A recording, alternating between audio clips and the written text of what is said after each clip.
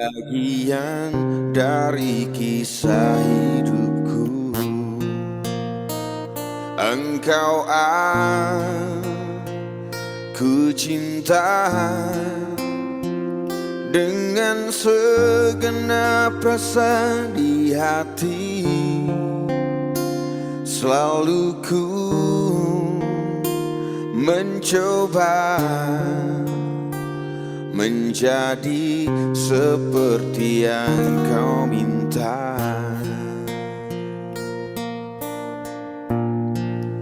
Aku tahu engkau sebenarnya tahu, tapi kau memilih seolah engkau tak tahu. Kau sembunyikan rasa cintaku di balik topeng persahabatanmu yang palsu. Kau jadikan aku kekasih bayangan untuk menemani saat kau merasa sepi. Bertahun lamanya ku jalani kisah cinta sendiri.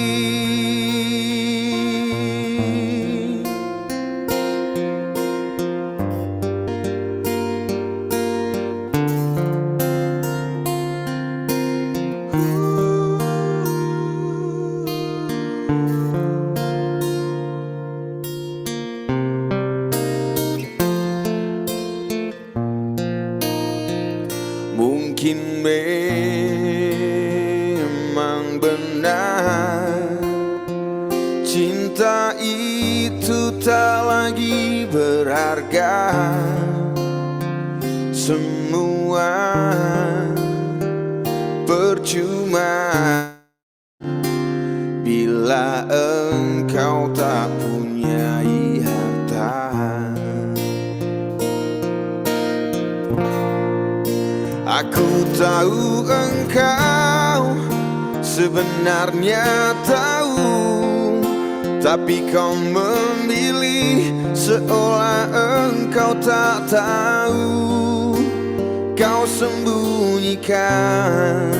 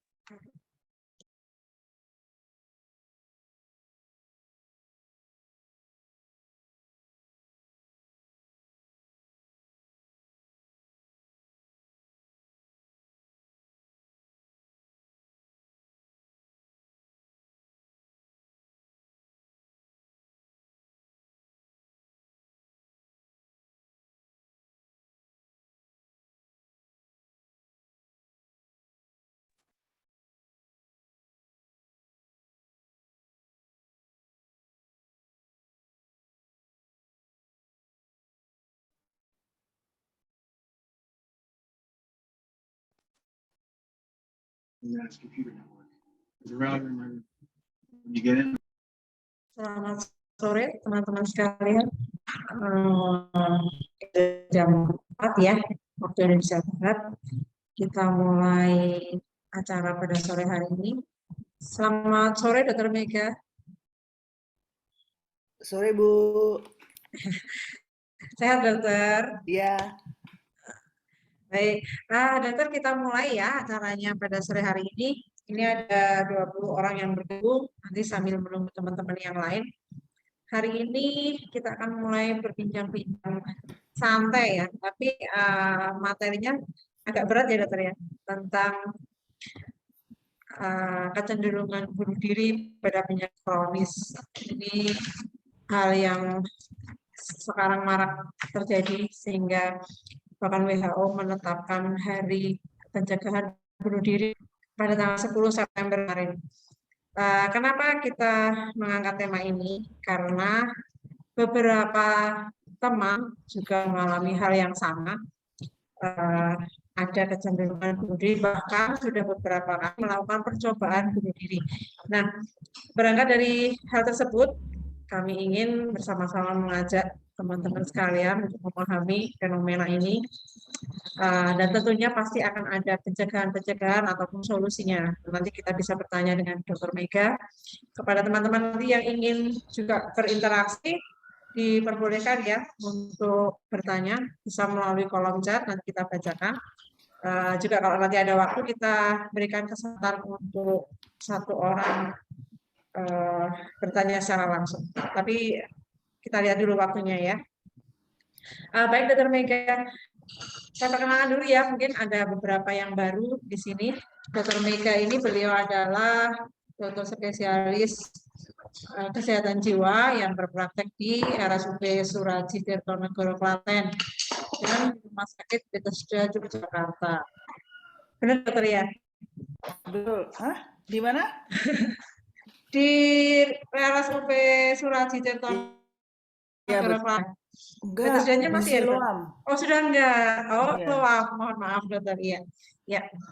Baik, dokter, ini sebenarnya apa sih dokter yang mendasari kok fenomena ini banyak terjadi di beberapa penyintas penyakit kronis? Apakah benar karena depresi dengan penyakitnya atau ada faktor lain, dokter? Mungkin dokter Mega bisa sedikit memberikan gambaran sebelum kita memasuki diskusi-diskusi selanjutnya. Oh ya, ini maaf ya, karena laptop saya nggak bisa nih untuk virtual background-nya. Iya, dokter. Jawab. Jadi, bentar.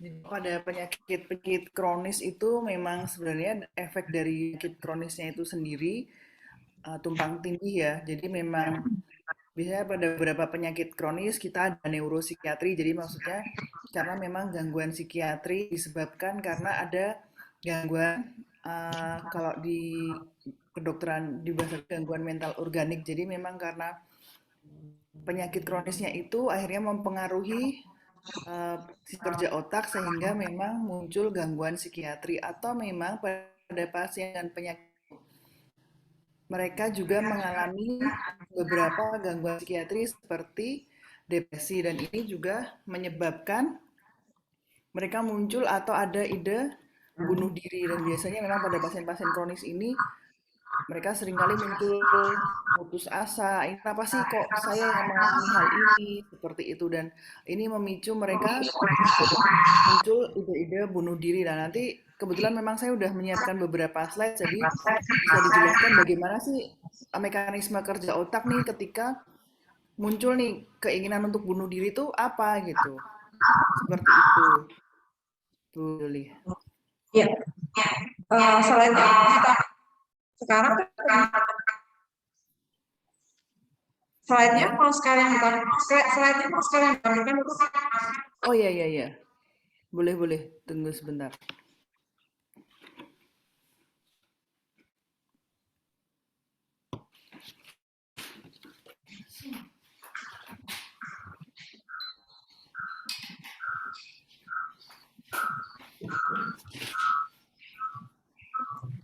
Sebentar ya Mbak ya.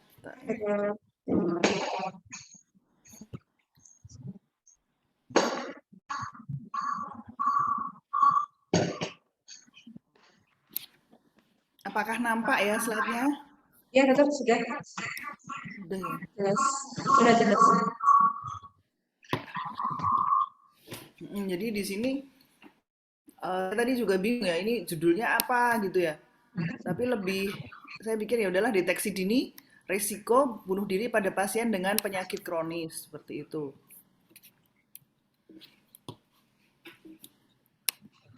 latar belakangnya itu memang di bulan September ini ya, di tanggal 10 September itu merupakan uh, peringatan untuk bulan pencegahan bunuh diri.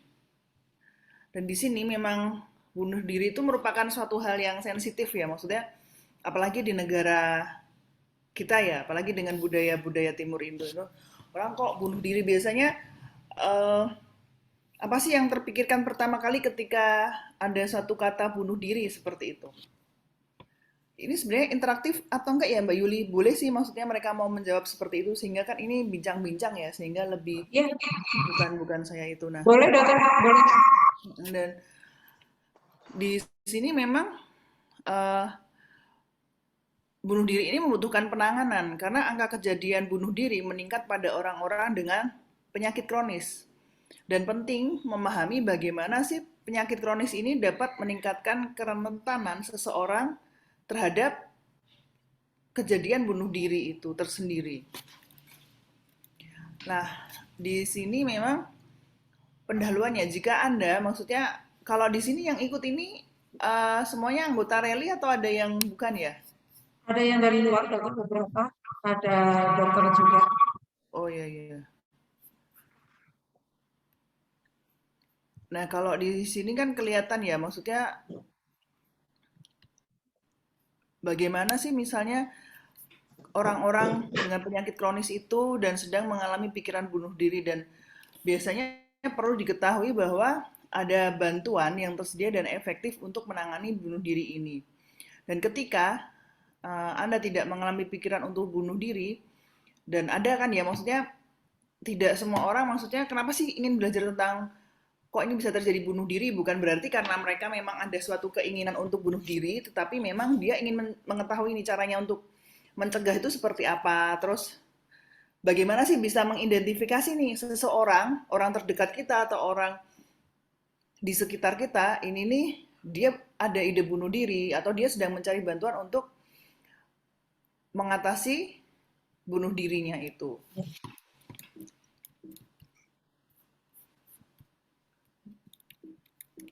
Sebentar.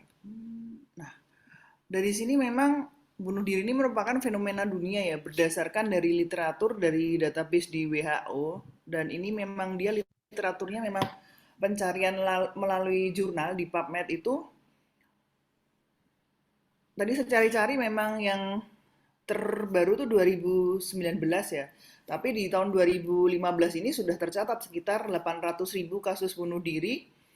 Ini sudah tercatat nih di seluruh dunia, dan secara global ada 78% dari semua kasus bunuh diri ini memang terjadi di negara-negara berpenghasilan rendah dan menengah. Jadi memang angka-angka kejadian bunuh diri ini uh, mungkin karena penelitiannya banyak dilakukan di negara-negara berkembang seperti negara kita, sedangkan di negara-negara yang income-nya bagus begitu memang resikonya berkurang sih, tapi bukan berarti tidak ada, tetapi memang resikonya lebih rendah.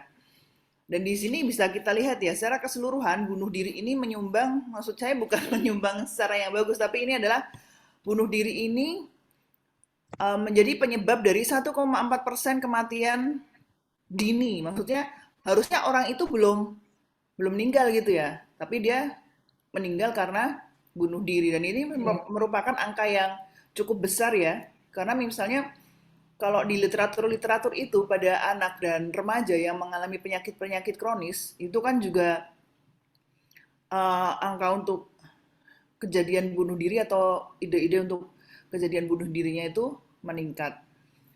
Jadi di setiap tahun ada banyak ya ini ya, 800.000 manusia meninggal Ya, karena bunuh diri, dan dengan kata lain itu setiap 40 detik seseorang dengan sengaja membunuh dirinya. Saya rasa 40 detik itu sangat cepat ya, dan ketika kita bisa mendeteksi ini, oh ini dia beresiko nih untuk, atau ada ide bunuh diri atau ada keinginan untuk melakukan bunuh diri.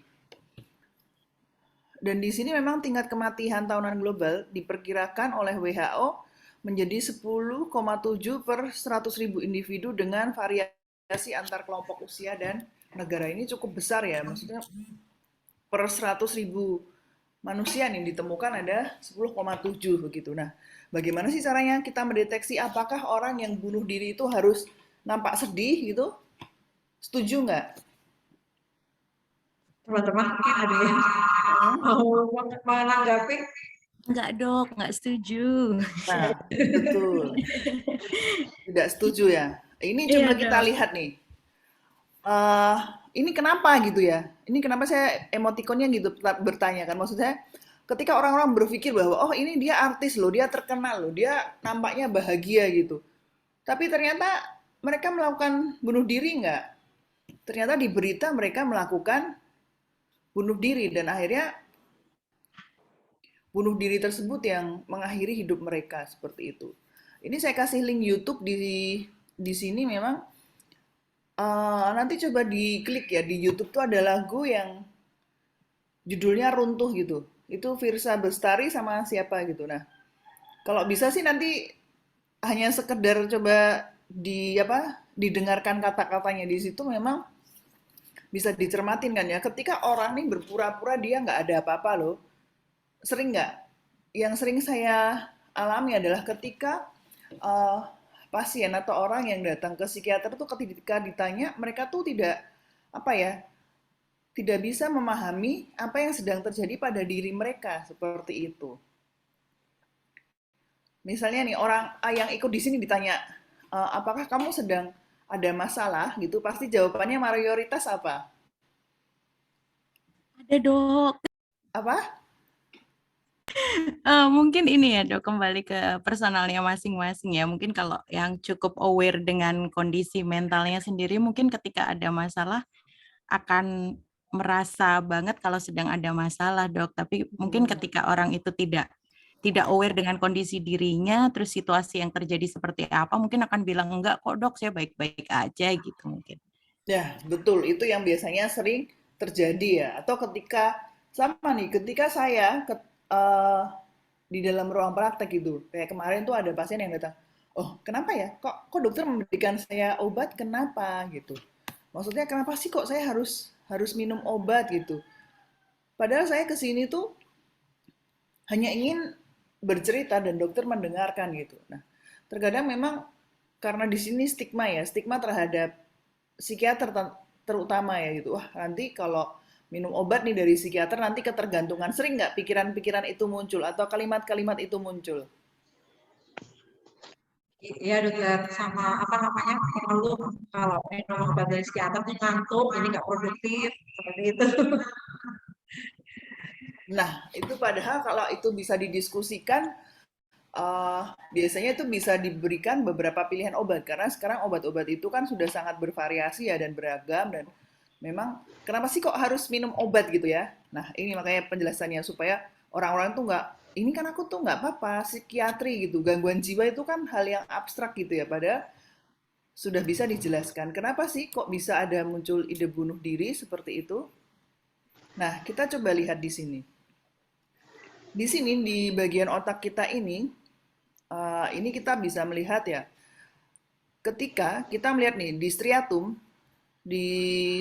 tuh di bagian ini, di bagian otak ini, di nukleus caudatus ini, dia tuh bisa mengurangi ide-ide untuk bunuh diri ya. Jadi proses-proses nih, kenapa sih kok orang bisa muncul ide bunuh diri gitu?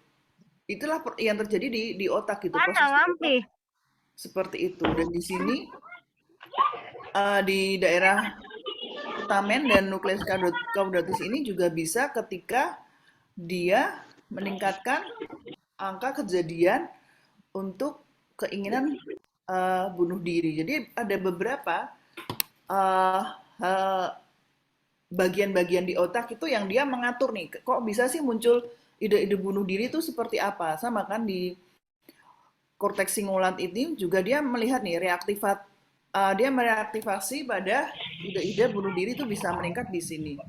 Dan di sini kita bisa lihat kan di struktur abu-abu di jika volume dan kortikalnya itu berkurang di sini kita melihat nih fungsinya apa ya? Oh, dia fungsinya adalah dia konektif ke amigdala.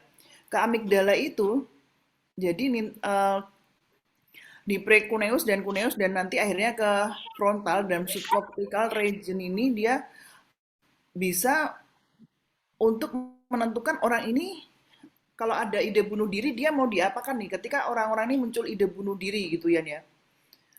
Di situ tidak hanya ada satu bagian otak yang bekerja, tetapi ada berbagai macam. Jadi ketika dia muncul ide bunuh diri, apa yang sebaiknya dilakukan. Nah, ketika orang-orang ini masih bagus, fungsinya masih, maksud saya dalam kondisi uh, kerja otaknya bagus, di sini kita melihat kan, ketika di insula ini kita lihat bahwa ketika di area abu-abunya ini, strukturnya ini kita lihat bisa dia meningkatkan uh, bisa meningkatkan ide-ide bunuh diri dan juga bisa dia mengaktifasi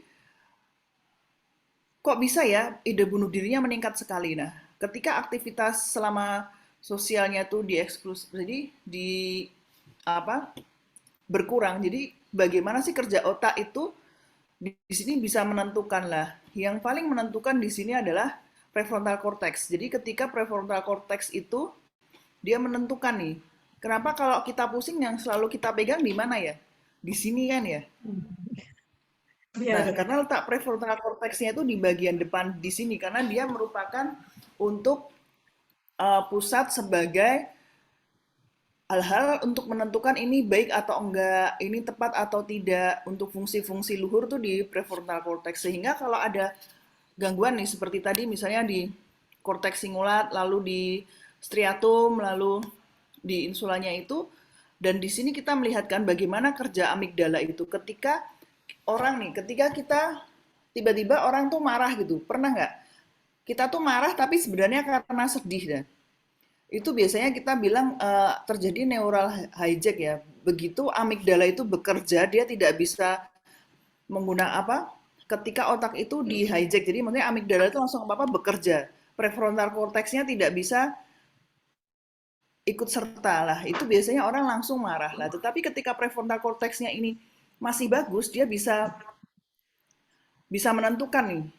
Oh, ini apa ya fungsinya ya? Maksudnya bisa menentukan ini resikonya apa. Lalu ketika saya melakukan bunuh diri itu hal-hal apa aja yang terjadi setelahnya. Atau ketika saya memutuskan, oh kok ada ide bunuh diri nih, sebaiknya apa yang saya lakukan, kan seperti itu. Nah, disinilah kita harus melihat kerja otak itulah. Itulah fungsinya obat-obat itu adalah untuk membantu mengelola kerja atau fungsi dari otak. Karena di otak ini juga terdapat neurotransmitter. Neurotransmitter itu kalau saya membahasakannya di bahasa awam itu adalah hormon ya, hormon-hormon di otak yang bekerja untuk membantu kita merasa senang, kita merasa bahagia seperti itu. Nah, kenapa obat itu sangat penting? Karena di dalam psikiatri kita harus ingat bahwa ada bio, psikososial, dan spiritual. Jadi biologinya ya tetap ini kan kerjanya di mana? Kerja otaknya kan yang mengalami suatu ketidakseimbangan neurotransmitter sehingga memang dia perlu obat atau farmakoterapi. Sedangkan psikologinya biasanya kalau ke psikiater kita juga dilakukan psikoterapi maupun psikoedukasi. Dan itu semua berkelanjutan. Lalu sosial, bagaimana sih hubungan sosial tadi di sini kan lihat ya bagaimana hubungan sosial itu sangat penting. Dukungan sosial. Jadi pada beberapa orang itu ada orang yang sama itu menjadi support system dan dia juga bisa menjadi trigger. Kan itu tergantung ya bagaimana kondisinya lah.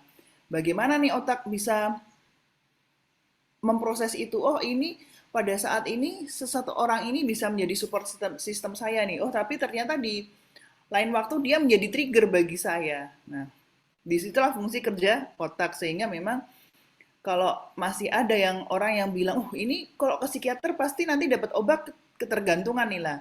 Kita lihat lagi nih arti dari kata ketergantungan sendiri definisinya apa kan begitu ya. Nah, kalau di dalam bahasa Inggris itu lebih jelas ya kita ada misuse, ada adiksi seperti itu, ada abuse sehingga memang untuk mengetahui sesuatu kita perlu belajar mengetahui tentang definisi kata tersebut sehingga kita tidak menjadi kurang tepat lah. Di sini di data kita lihat ya betapa di tahun 2019 ini bunuh diri itu menyebabkan kematian yang saya rasa hampir mirip ya. Di sini memang yang pertama adalah penyakit kardiovaskuler seperti itu. Lalu ada cancer, ada penyakit respirator dan gangguan pencernaan, dan di sini memang kita lihat nih ya, ternyata bunuh diri ini menyumbangnya cukup besar ya pada kematian seperti itu. Nah, apa yang akan dilakukan nih ketika bunuh diri merupakan salah satu penyebab nih kematian di dunia. Ini di tahun 2019. Nah, di sini kita lihat nih,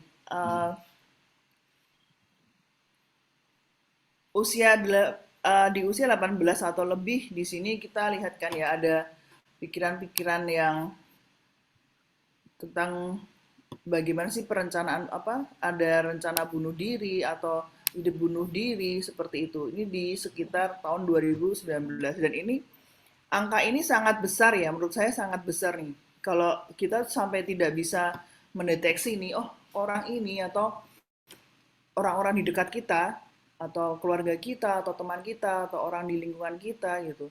Kok tiba-tiba padahal kelihatannya dia baik-baik aja gitu ya. Kok tiba-tiba bunuh diri gitu. Nah, apa sih yang perlu kita perhatikan itu? Dan ini banyak sekali ya ternyata ya. Angka kejadiannya di seluruh dunia seperti ini. 15% sendiri. Ini di kita nih ya. Di kita ini memang kelihatannya sedikit tuh, yang perlu ditanyakan sedikitnya karena memang mungkin di negara kita tuh untuk penelitian masih, menurut saya perlu digalakkan lagi ya penelitian-penelitian seperti itu. Nah, bisa nggak kalau di sini saya ingin dibantu nih. Biasanya pada pasien-pasien penyakit kronis sering tidak disertai dengan nyeri kronis. Yang ada di sini apakah bisa membantu menjawab? Gitu? Silakan teman-teman yang mau menjawab pertanyaan dari Dr. Mega. Kak Noviar ada nggak ya? Belum bergabung ya? Ada, Mbak. Ada Kak Kak Yuni. Iya, Kak Noviar. Mohon maaf ya, ini sedikit menyinggung tentang kasus Kak Noviar, tapi sekaligus ini kan ada Dr. Mega, jadi bisa sekaligus nanti bisa didiskusikan. Kira-kira ada pengaruhnya nggak itu nyeri kroniknya itu tentang dengan keinginan untuk bunuh diri itu? Nyeri kroniknya itu yang seperti apa ya Kak Yuli? Saya kurang paham gitu. Jadi nyeri yang mungkin kakak sudah bosan dengan rasa nyeri yang terus menerus, kemudian betul. Nah, betul. Ada ya, berarti ada bunganya ya.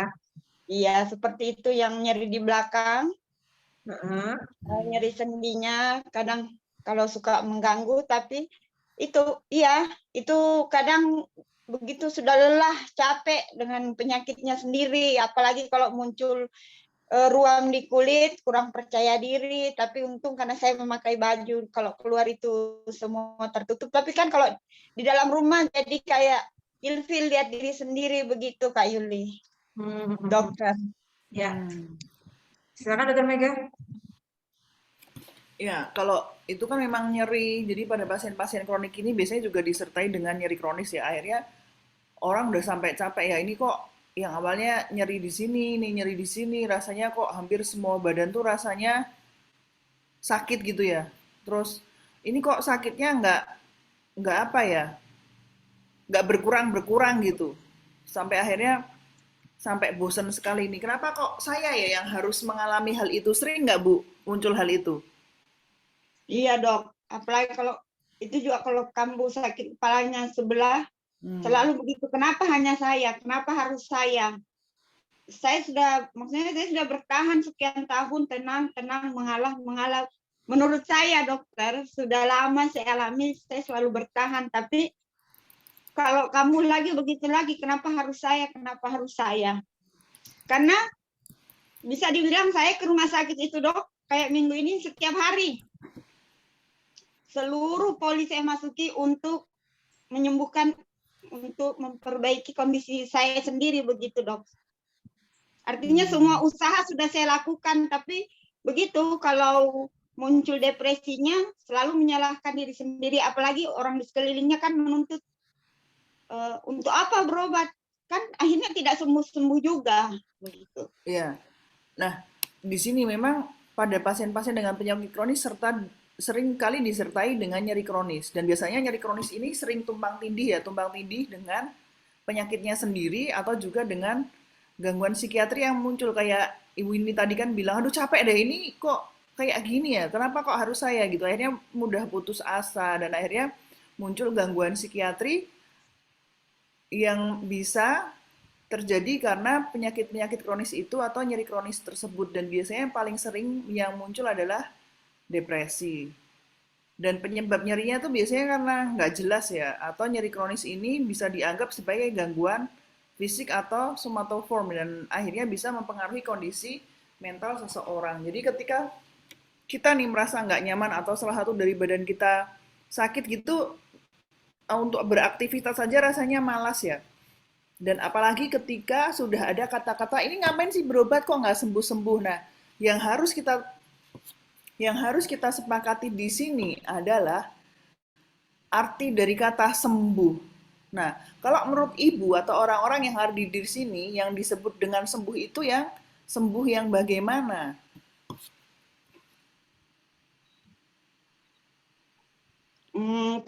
Kalau yang di sekitar saya itu sembuh ya sembuh dok. Tapi saya selalu bilang kalau penyakit kayak saya itu tidak ada sembuhnya, harus teratur minum obat begitu. Menjelaskan sama mereka itu susah karena menurut mereka sembuh ya sudah berhenti minum obat, tidak merasakan sakit. Tapi kenapa berobat kok sakit terus? Ditanya ke dokter, dokternya cuma jawab ya memang sudah begitu sakitnya ibu begitu dok. Oh ya, jadi memang kriteria sembuh ini kita harus satu kata ya, dalam kata adalah satu pengertian. Yang dimaksud dengan sembuh di sini adalah bagaimana seseorang bisa pulih ya. Kalau dengan penyakit-penyakit kronis, contohnya pada orang-orang dengan gangguan jiwa tuh selalu bilang ini harus minum obat terus ya. Nah, sebenarnya bedanya orang-orang gangguan jiwa dengan gangguan misalnya darah tinggi atau gula apakah dia juga sembuh? Jadi yang didefinisikan sembuhnya adalah bagaimana seseorang bisa pulih dan dapat beraktivitas kembali tetapi terkontrol dengan minum obat. Lah itu. Jadi kita harus memang sebaiknya dalam mungkin capek ya Bu ya, maksudnya menjelaskan ke orang-orang ini nggak ngerti-ngerti gitu. Kadang nih ngapain, mesti orang banyak yang nanya, ini ngapain sih rajin banget nih ke rumah sakit gitu. Apakah dia nggak bosen nih lihat dokternya gitu kan ya, maksudnya. Tetapi yang paling penting di sini adalah ketika kita menyadari bahwa kita ini memang membutuhkan obat atau kita memang membutuhkan untuk kontrol teratur agar kita bisa pulih dan bisa beraktivitas seperti sebelumnya, namun memang tetap terkontrol dengan minum obat. Sama kan? Pada saya nih, kenapa sih kok saya harus memakai kacamata? Ya benar, kalau saya nggak pakai kacamata, saya tidak bisa melihat dengan jelas lah, seperti itu kan. Jadi memang bagaimana sih kita bisa bilang ini bisa sembuh? Nah, arti kata sembuh ini dulu yang harus kita jadikan dalam satu pengertian. Sembuh di sini adalah kita bisa pulih, bisa beraktivitas dengan baik, dan terkontrol dengan minum obat. Begitu ya Bu ya? Iya dok. Nah di sini memang kita harus mengenali nih tanda dan resiko bunuh diri. Biasanya kalau ada orang yang sudah, kita lihat ini ya 8 tanda peringatan bunuh diri, biasanya seseorang tersebut memang secara langsung nih ya membicarakan keinginan untuk bunuh diri. Pernah nggak ada menemui seseorang yang langsung mengungkapkan dia ada ide bunuh diri gitu? Saya dok. Oh. Saya. Ibu? Iya. Di semua yang kenali tanda resiko bunuh dirinya itu masuk kategorinya dok. Jadi membenci dan menghujat diri sendiri, mencari cara mematikan untuk bunuh diri, mengatur segala hal untuk ditinggalkan, sering mengucapkan perpisahan, terus menarik diri dari orang lain, atau perilaku merusak diri sendiri dan perubahan fisik dan mood yang drastis. Nah, kalau saya boleh tahu nih Bu, Ibu kan bilang nih 8 ini semuanya Ibu ada nih. menurut Ibu sendiri nih, kan kita harus bisa belajar memvalidasi perasaan kita ya. Sekarang ini saya dalam kondisi apa? Jadi kalau yang menurut Ibu, Ibu sekarang dalam kondisi apa ya? Perasaan Ibu saat ini. Kalau kalau yang kemarin bulan 8 itu terakhir saya melukai diri sendiri, Dok, sampai Mm-mm. dikasih suntikan dari dokter psikiatri. Mm-mm. Nah, itu saya mengiris sendiri sampai masuk 5 jahitan.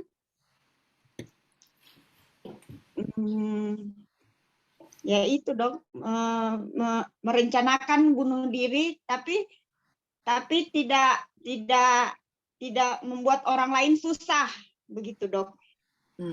Menurut Ibu nih, ketika Ibu memutuskan ingin bunuh diri itu alasannya apa ya, Bu? Supaya saya sudah tidak terbebani dengan hal-hal yang lain kayak penyakit autoimun saya, ke rumah sakit yang hampir tiap hari dalam tiap minggu, terus setiap hari kalau tiap minggu kalau konsul jawabannya dokter itu saja. Minum obatnya yang harus setiap hari itu terkadang melelahkan buat saya dok ya, apalagi saya di sini tinggal hanya berdua dengan anak. 2 bulan baru suami saya cuti, itu semua buat saya sudah sangat melelahkan. Mana rutinitas saya ketika saya ada di fase manik kayak sekarang begini dok, saya maunya kerja semua, tapi saya terbatasi dengan autoimun saya. Ketika saya bekerja membersihkan rumah akhirnya saya kelelahan, muncul flare saya. Tapi di saat kalau saya tidak melakukan apa-apa sih seperti orang autis. Jadi kalau saya dok, apa tadi itu dok, dalam benak saya yang bunuh diri itu seperti itu, supaya saya tidak menyusahkan orang lagi. Saya sudah lelah dengan perjuangan saya. Walaupun saya selalu menanamkan diri, jangan menyerah, tapi yang kenyataannya itu saya sudah menyerah dok, betul-betul menyerah. Ya, memang biasanya pada pasien-pasien dengan penyakit kronis juga ada rasa putus asa ya Bu ya. Maksudnya kok saya harus ke rumah sakit setiap hari, terus kata Ibu tadi ya, kok dokternya jawabannya itu saja begitu ya. Iya dok. Sebenarnya kan kalau harapan dari orang-orang yang dengan gangguan atau penyakit kronis tuh perlu dijelaskan ya, ini sebenarnya penyebab penyakit saya apa gitu. Sedangkan sampai detik ini juga memang penelitian-penelitian tentang berbagai macam penyakit di dunia kedokteran tuh masih terus berlanjut, Bu. Kenapa sih kok ini bisa muncul gitu ya? Tapi ternyata masih perlu belajar lagi nih para dokter itu. Oh, ternyata satu gangguan itu penyebabnya multifaktor nih, tidak hanya satu gitu. Sehingga apa yang perlu dilakukan seperti itu kan gitu ya Bu ya. Tapi terkadang kan orang tuh langsung berpikirnya sama si orang awam tuh mikirnya ini kok nggak sembuh gitu ya. Sering kan ya kita kesel gitu ya rasanya kok saya kayak gini-gini aja sih nggak ada perbaikan gitu. Dan biasanya yang sering saya lakukan kepada pasien saya biasanya saya lihat ketika mereka datang itu saya tanya menurut kamu ada perbaikan nggak? Walaupun itu sedikit itu merupakan perbaikan gitu. Seperti contohnya kayak ibu tadi, oh ya saya masih bisa beraktivitas dok, oh ya berarti kan itu bagus ya, masih bisa beraktivitas, ibu masih bisa bermanfaat atau berbagi kebaikan terhadap orang lain, itu kan sebagai suatu hal yang positif, suatu hal yang ini loh, kamu dengan gangguan yang berat menurut dirimu atau menurut orang-orang di sekitarmu, tetapi kamu tetap bisa memberikan sesuatu hal yang baik untuk orang lain. Dan biasanya yang saya sarankan adalah ketika Anda mengalami gangguan-gangguan kronis, ya lakukan aktivitas sesuai dengan kondisi fisik masing-masing. Karena yang mengerti kondisi fisiknya itu bukan dokternya kan ya, tetapi adalah pasiennya kan. Ketika orang merasa capek gitu ya istirahat dulu gitu. Terus nanti setelah istirahat Anda merasa sudah bisa untuk beraktivitas kembali, bisa dilakukan aktivitas perlahan sesuai dengan kondisi fisiknya. Dan tentu yang perlu dipelajari adalah untuk menjaga pola hidupnya. Apakah Ibu sudah mengikuti atau orang-orang di sini pola hidupnya sudah tepat nih gitu. tepat itu yang bagaimana ya? Sama nih, ketika saya nih menganjurkan pasien-pasien saya, Bu, kalau bisa olahraga ya sehari setengah jam gitu. Terus kalau saya pikir sendiri ini, saya cuma menganjurkan ke orang lain nih. Ketika saya terapkan ke diri saya, apakah saya bisa olahraga untuk setiap hari setengah jam, seperti itu dengan kegiatan ini gitu.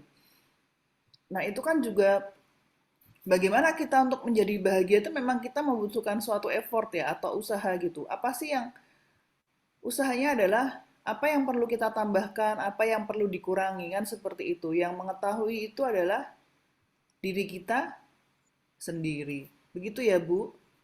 Iya, Dok. Lah, di sini memang kalau di beberapa penelitian di tahun 2015, ini biasanya kita ditanya nih, apakah kamu ada sebuah apa namanya?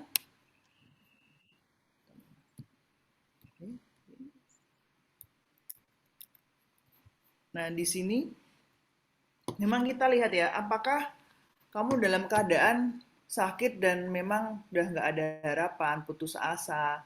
Biasanya, oh ya, ini ada nggak ide-ide untuk bunuh diri seperti itu? Ini memang kita sering menanyakan ini. Sebaiknya hal ini sering ditanyakan.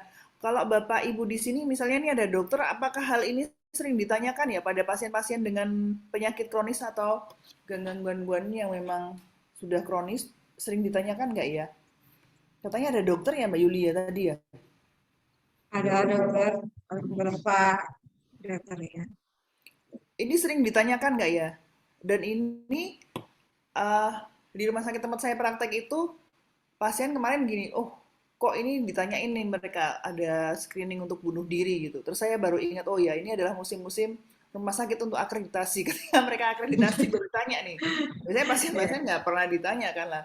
Maksud saya ini sebaiknya yang perlu dilakukan kan.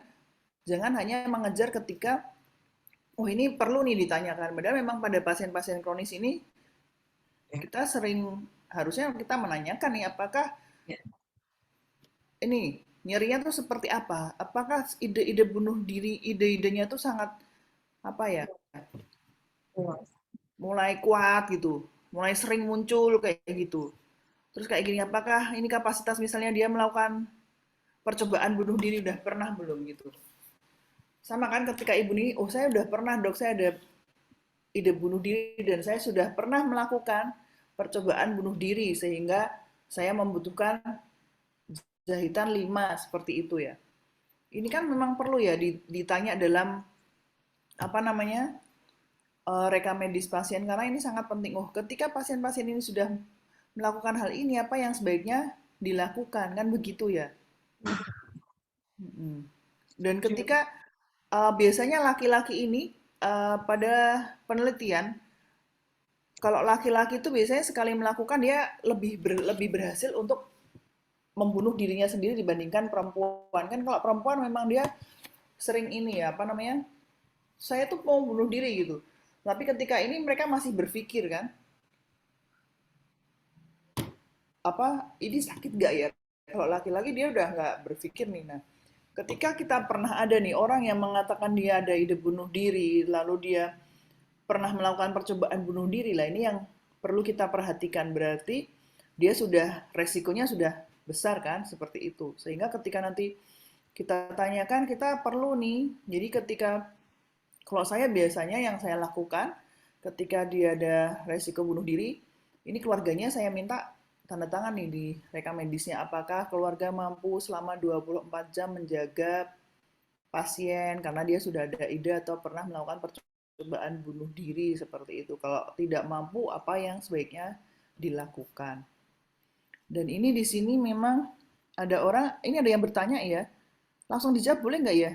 Boleh, boleh dengan silakan. Boleh. Jadi kan ada orang yang misalnya ini kok nyeri kronis gitu, terus mereka misalnya mau konsultasi, biasanya pada SLE kan juga muncul neuropsikiatri ya, sehingga muncul gangguan-gangguan memori gitulah. Dia misalnya mau ke klinik memori, biasanya kan klinik memori itu ke dokter neuro ya. Dan seringkali kalau orang-orang yang berpikir, ah nanti nggak usah gitu, nanti obat kamu udah banyak nih, nanti ke situ dikasih obat lagi gitu. Nah, dia merasa apa yang sebaiknya dilakukan gitu ya. Ketika nanti konsultasi di klinik, biasanya dokternya kan akan melihat ya, oh obat dia udah sekian, dia dengan ini, nanti dia juga akan menentukan dengan tepat kan ya apa yang sebaiknya dia lakukan seperti itu. Jadi kalau ada orang yang berpikir nanti obatnya tambah banyak, nanti fungsi ginjalnya seperti apalah, itu sudah kita sebelum melakukan sesuatu kita sudah membentengi diri kita sendiri kan, sudah berpikiran wah nanti akan muncul hal-hal yang akan mengganggu kita. Dan ini tadi juga ditanya, terus sebaiknya apa yang dilakukan ya? Dicoba dulu untuk konsultasi ke poli memori, atau ketika ini Bu tadi Bu Leli ini nanya nih, saya rasanya ingin berhenti bekerja gitu. Nah, ini kan sudah mulai muncul ya. Jadi orang yang nggak mampu nih, jadi dia sudah ada perasaan ya, saya kok udah nggak mampu untuk melakukan pekerjaan saya seperti itu. Ketika dia berpikir untuk berhenti, apakah efeknya nanti akan semakin membaik atau tidak gitu. Nah, untuk hal itu kita sebaiknya untuk memilih nih ketika saya melakukan, kalau kamu capek ya kamu istirahat, bukan berarti ketika kamu capek kamu harus berhenti kan itu ya. Kan ada suatu kata yang berbeda ya dengan ketika kamu capek, kamu istirahat. Berbeda kan ya dengan ketika kamu capek ya kamu berhenti gitu. Nah, itu hal yang perlu kita perhatikan ketika kita memang membutuhkan waktu untuk istirahat, untuk memberikan waktu bagi diri kita untuk melihat semuanya ya. Setelah kita dalam kondisinya lebih membaik dan sudah pulih, itu kita bisa melanjutkan atau beraktivitas kembali seperti itu. Ini di sini ada yang nyeri pasca operasi. Sudah rasa bagus.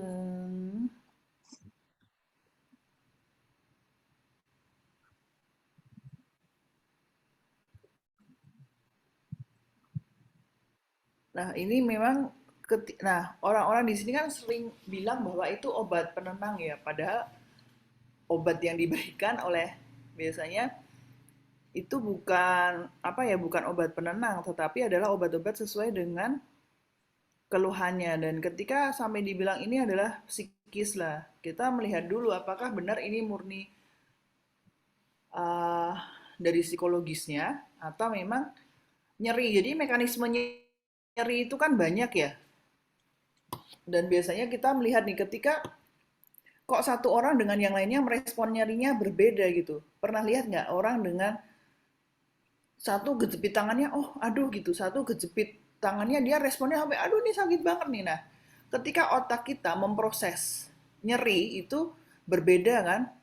Atau pernah, nah makanya ini, apakah ada hal-hal yang di masa lalu yang pernah terkait dengan proses nyeri ini yang memang nanti akan mengajari bagaimana seseorang itu akan merespon nyerinya, kan begitu ya. Sehingga nyeri sering nggak kalau di poli itu dikasih fast itu, jadi apa, ini nyerinya berapa sih 1 sampai 10 kayak gitu-gitu. Nah itu kan, jadi kenapa tiap orang responnya berbeda-beda, karena proses otak masing-masing orang untuk memproses nyeri itu menghasilkan sesuatu respon yang berbeda kayak gitu.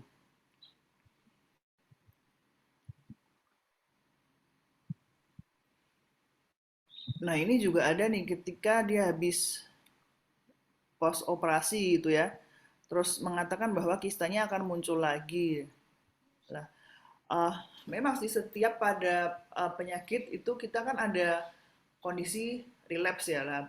Yang sebenarnya yang ditakutkan oleh orang-orang adalah aduh ini nanti kalau relapse lagi bagaimana ya? Karena dia sudah ada sebuah memori kan ya di otak. Ketika saya menjalani operasi rasanya tidak nyaman nih, nyerinya seperti ini kan, seperti itu ya, atau pos operasinya ternyata lukanya tidak baik lah. Apa yang sebaiknya dilakukan? Yang perlu dilakukan adalah mengubah nih, kita nanti menanyakan ke dokternya, dok kalau misalnya kista endometriosis ini yang saya alami adalah penyebabnya apa? Nanti kan yang bisa lebih menjelaskan adalah dokter obgynnya ya. Terus hal-hal apa yang sebaiknya bisa saya lakukan untuk mengelola atau mengatur pola hidup saya agar resiko atau munculnya kejadian untuk berulang lebih kecil. Nah,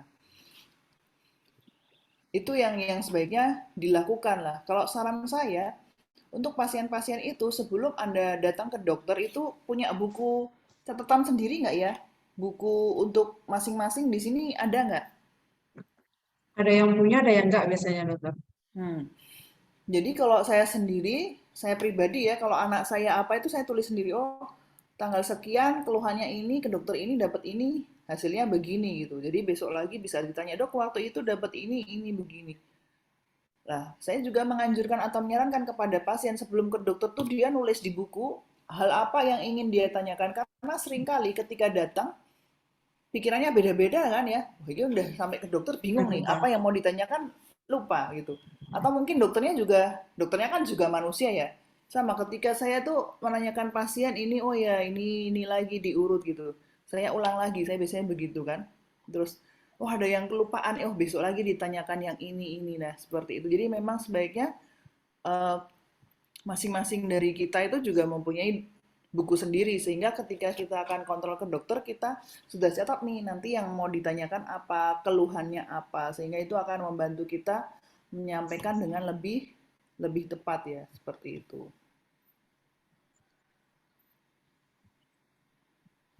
Nah, ini kan tadi ditanyakan ya, kenapa orang yang pernah melakukan bunuh diri biasanya bisa mengulangi lagi gitu.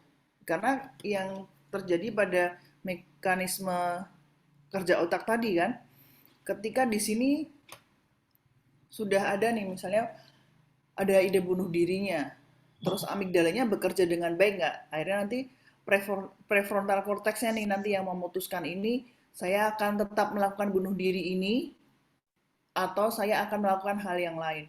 Dan ketika nanti terjadi neural hijack, ternyata amigdalanya langsung bekerja tanpa melalui proses lewat prefrontal cortex, biasanya ya udah langsung mau saya lagi kesel nih, lagi marah, saya mau ini, udah itu dilakukan. Nah, saran saya adalah ketika Anda marah atau ketika Anda kesal gitu, itu pernah nggak memberikan waktu 5 menit aja untuk kita itu nggak langsung marah gitu. Pernah nggak yang ada di sini ketika mau marah nih, biasanya memilih langsung marah atau diam dulu memberikan waktu 5 menit gitu?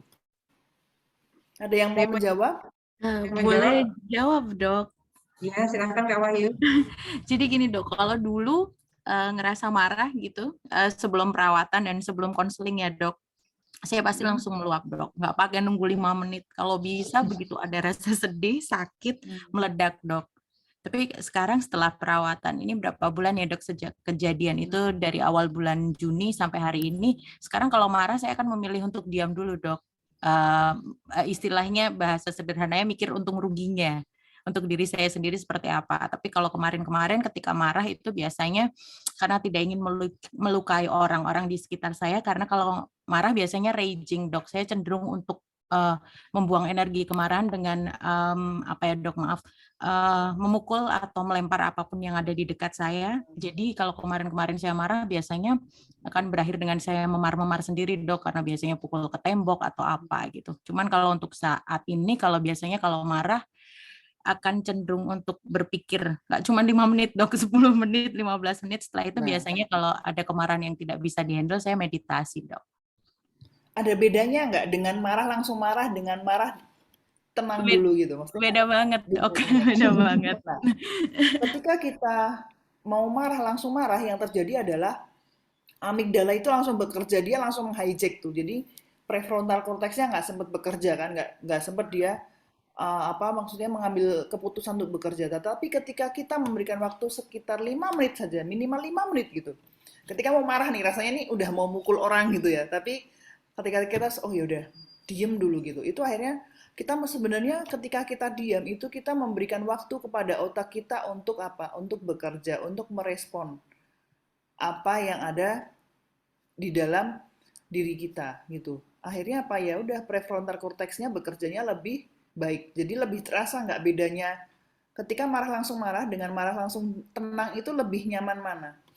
Sangat, Dok. Pilihan yang kedua, Dok. Jadi Nah, itu sih memang yang dilakukan sebaiknya seperti itu. Dan sama nih, ini ada pertanyaan ya. Udah ke polisi psikosomatis dapatnya antidepresan no press itu. Ini dia bingung ditanya depresi ini ansietasnya nol gitu. Karena kecenderungan ketika orang menjawab ini kan instrumen ya. Instrumen itu dari luar negeri diteliti lalu disesuaikan dengan budaya di Indonesia. Seringkali orang itu bingung kan, dan kita juga harus melihat orang di Indonesia tuh kecenderungannya di budaya timur tuh kalau ditanya, sekarang jangankan ditanya cemas gitu ya, kamu sedih nggak gitu, itu pasti jawabannya akan mayoritas bilangnya apa? Enggak, Dok, pasti. Nah, betul. Tidak. Iya, karena kita sudah selalu diajarkan apa? Kamu tuh jangan mengeluh ya gitu, sering nggak? Kamu kok sambat gitu kan, sampai ada tagline ya, kaum sambat gitu. Nah, Iya, Dok. padahal yang perlu diajarkan pertama kali adalah bagaimana kita memvalidasi perasaan kita. Kalau kita nggak tahu nih, saat ini kondisi saya tuh sedih, jadi orang taunya emosi itu marah gitu kan. Padahal emosi itu adalah semua perasaan yang kita rasakan. Jadi dari malu, sedih, cemas, kecewa itu semuanya emosi. Nah, kalau kita tidak bisa memvalidasi perasaan kita pasti bingung kan. Nah, kondisinya apa gitu. Yang sering kali saya tanyakan kepada pasien saya, yang kamu rasakan tuh apa gitu. Nah, orang ketika ditanya perasaannya rasanya apa? Ngantuk gitu. Padahal yang dimaksud dengan perasaan atau apa itu yang dimaksud dengan perasaanmu adalah kamu bahagia atau tidak gitu. Yang bisa menentukan kita bahagia atau tidak itu siapa ya? Jadi sendiri, Dok. Betul. Sehingga ketika kita membutuhkan, saya ini pengen bahagia gitu. Kan banyak orang bilang, oh kalau bahagia itu sederhana, dia singkat gitu ya. Tapi kalau bagi saya pribadi itu saya mengajarkan bahwa kalau kamu mau bahagia ya kamu harus berusaha. Kamu harus berusaha kan, harus butuh effort itu. Effortnya apa ya? Kamu harus menambahkan. Apa yang perlu ditambahkan kalau Anda ingin bahagia?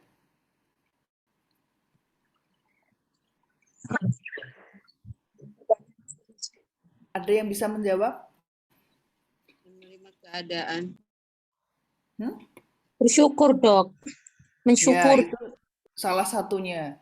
Terus apa yang perlu dikurangi? Mengeluh.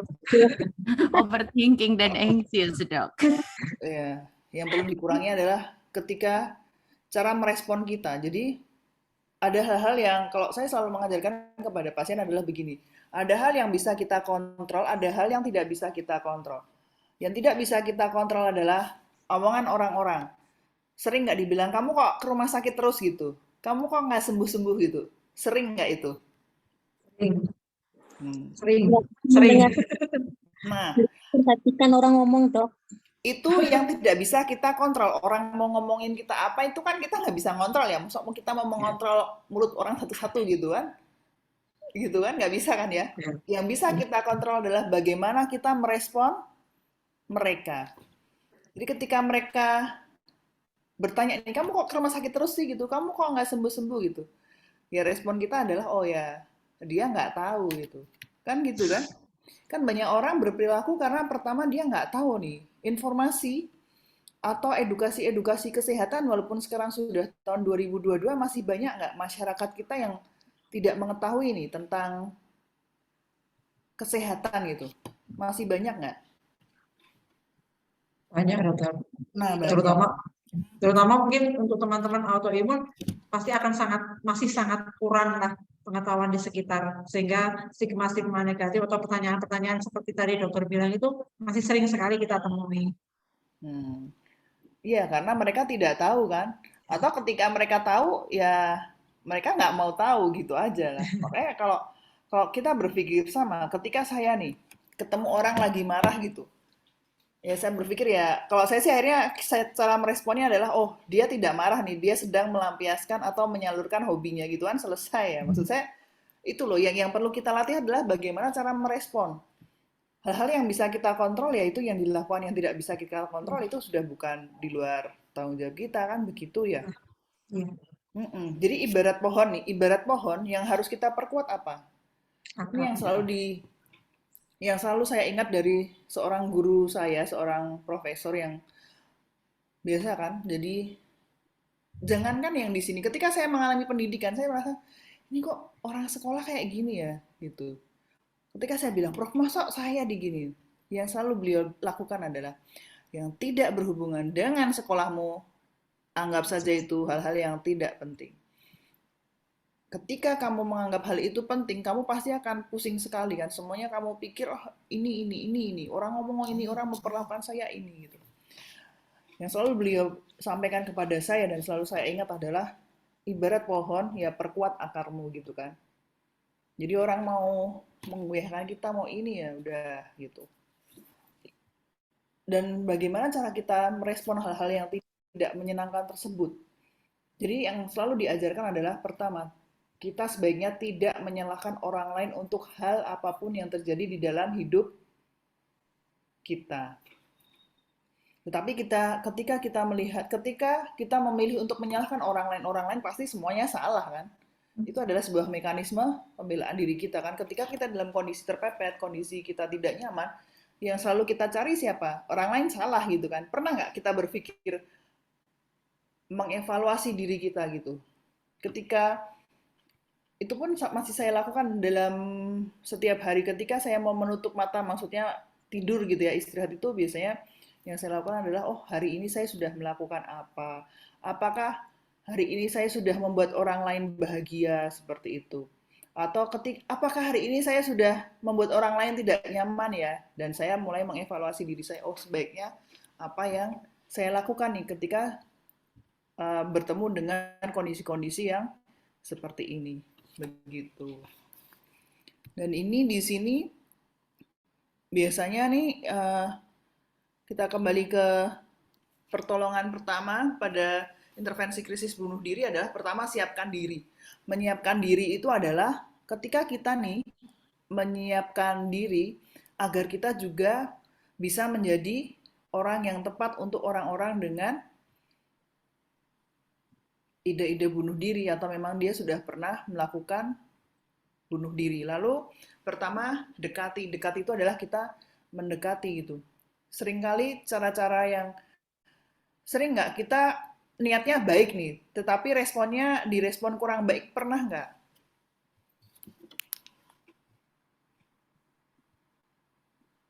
Halo? Ya, ada. Sering nggak? Maksudnya ini kan caranya menyiapkan diri, mendekati gitu. Sering nggak kita tuh melakukan suatu hal-hal yang menurut kita niatnya baik, tetapi kok orang lain meresponnya nggak baik ya gitu. Sering, Dok. Nah, itu kita harus melihat nih bagaimana sih cara mendekati seseorang, bagaimana sih cara agar orang tuh nggak yang munculnya ini ngapain sih deket-deket kepo gitu. Nah, gimana caranya kita mendekati seseorang agar ketika apa namanya? Ya, patah balik, Dok. Kembali tak jadi gitu kalau macam apa ya mendekati tapi macam tidak ibaratnya kita kasih tahu tak didengar ya sudah gitu. Nggak mau macam nggak perlu dilanjut gitu aja. Iya. Jadi ketika kita mendekati seseorang itu adalah tunjukkan kita berempati gitu. Sering kan ya, bagaimana kita belajar mimik muka, kalimat gitu. Saya tuh kalau mendengarkan rekaman cara saya berbicara tuh kadang, oh, ini kok nadaku kayak gini ya? Oh mungkin orang yang diajak bicara jadi tidak nyaman. Seperti itu sering nggak?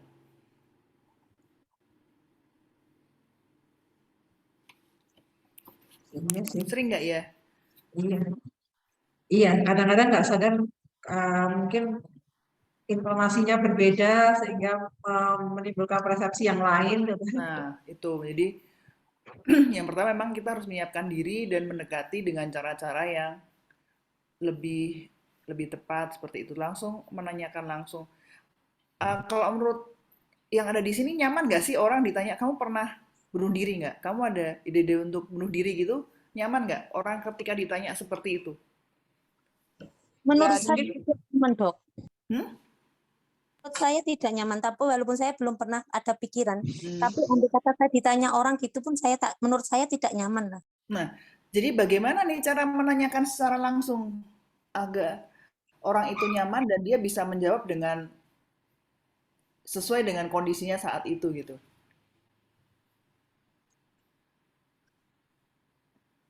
Kalau saya mungkin pakai cara lipat tadi dokter yang di awal tadi mungkin orang akan lebih senang menjawab dengan tulisan daripada bicara secara langsung karena kalau misalnya bicara secara langsung biasanya faktor kedekatan menjadi Penentu juga dong.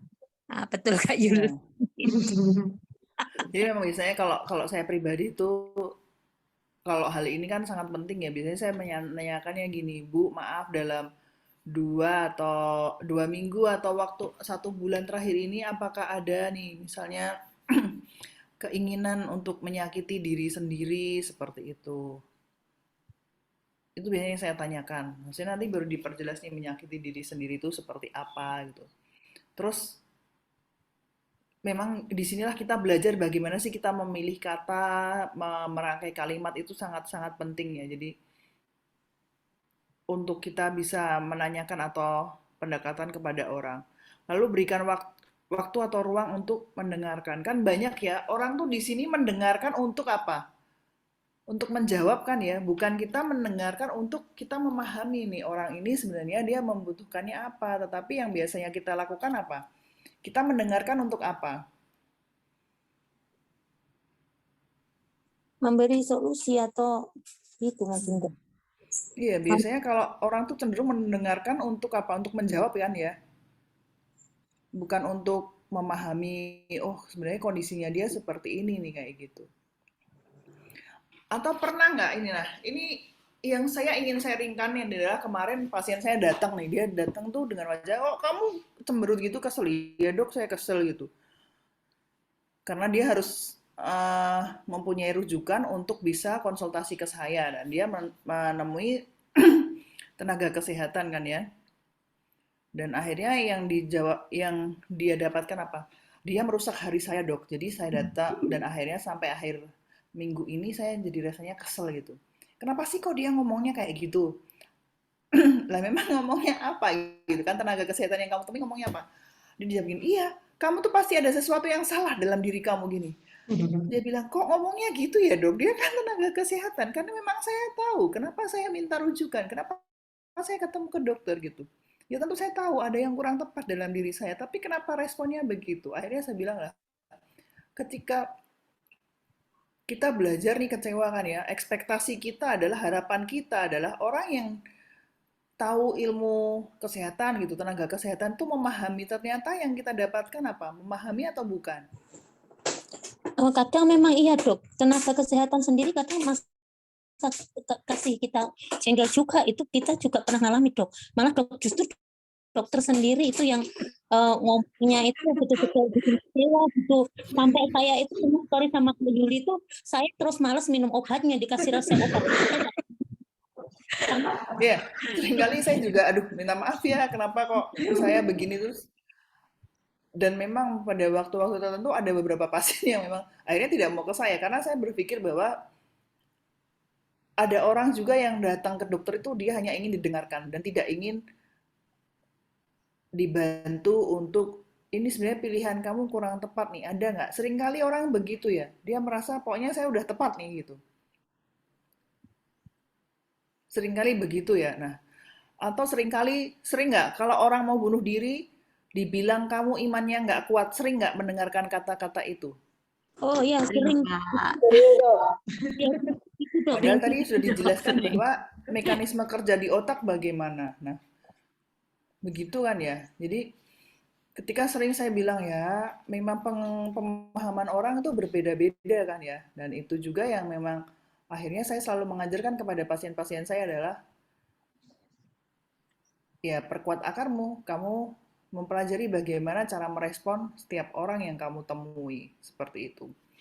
Dan di sini yang kita cari tahu tuh, kemendesakan atau urgensinya apa. Jadi ketika ada orang nih yang dia ada ide bunuh diri atau dia pernah melakukan ide bunuh diri, kita tahu nih yang sebenarnya mendorong mereka, yang paling penting, yang paling urgent tuh apa sih di dalam kehidupan mereka saat ini tuh apa gitu.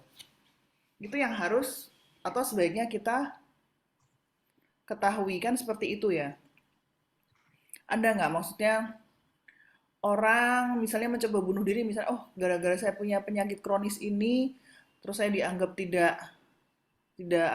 dapat berbuat apa-apa sehingga orang yang saya cintai lebih memilih untuk pergi meninggalkan saya. Ada nggak yang seperti itu? Kalau dari saya keluarga dok, orang tua dan saudara. kalau dari saya.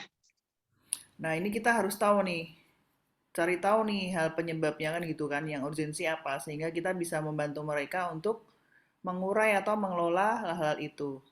Dan di sini yang perlu kita pastikan adalah membuat mereka menjadi dan merasa aman. Itu yang harus kita lakukan. Jadi misalnya, oh coba kalau orang-orang bunuh diri berarti ide-ide bunuh diri kamu yang harus kamu lakukan adalah apa? Menyimpan kan benda-benda tajam di sekitarnya, pemantauan dalam 24 jam orang-orang di sekitarnya kan seperti itu ya. Kan sering kan ya pasien datang tuh dok saya kalau lihat gunting atau lihat ini rasanya pengen mengambil dan nah jadi memang diajarkan bagaimana untuk menyimpan untuk membuat mereka merasa aman.